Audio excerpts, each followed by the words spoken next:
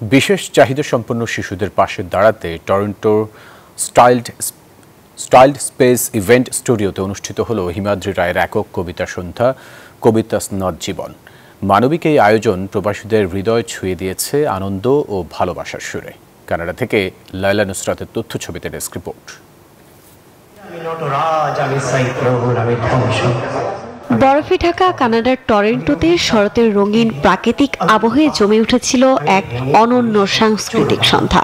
গাছের পাতা ঝরার এই সময়টাই প্রবাসী বাংলাদেশিরা মেতে উঠেছিলেন কবিতার সুর ও মানবিকতার মেলবন্ধনে।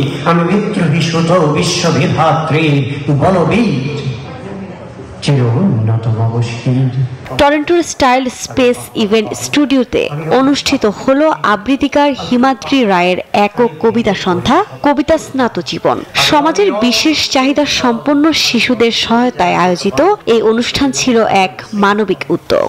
I knew that even the integrity commissioner can't come and say, "Do you know why is Dolly Begum doing this?" So it was very easy for me to come out and support for the entire team in our office who were very excited. দারুণভাবে উপভোগ করেছি। সাথে অবশ্য আমি কিবোর্ডে ছিলাম।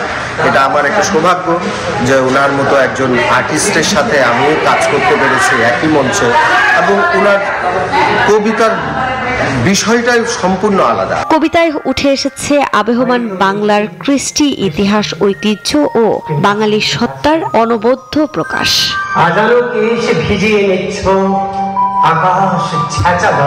আয়োজকরা জানান, অনুষ্ঠানের প্রবেশ মূল্য থেকে প্রাপ্ত সমস্ত অর্থ জেনেভা সেন্টার ফর অটিজম ফাউন্ডেশনে দান করা হবে। আজ বড় আনন্দের দিন। আমার দীর্ঘদিনের সাধনা আজ স্বীকৃতি পেল মানুষের অভিভূত সাড়ায়।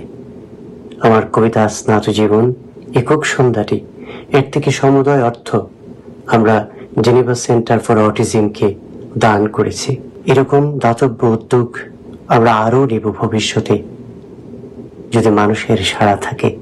আবৃত্তিকার হিমাদ্রি রায় জানান, কবিতাকে মানুষের কাছে পৌঁছে দিতে চান ভালোবাসার ভাষায়, অনুভবের আবরণে। যেহেতু মানুষের সাড়া পেয়েছি, আমি কবিতার জন্য কবিতাকে নিয়ে কণ্ঠকে পাত্র করে কবিতাকে মানুষের কাছে আরো বেশি করে নিয়ে যেতে পারবো, আমার বিশ্বাস।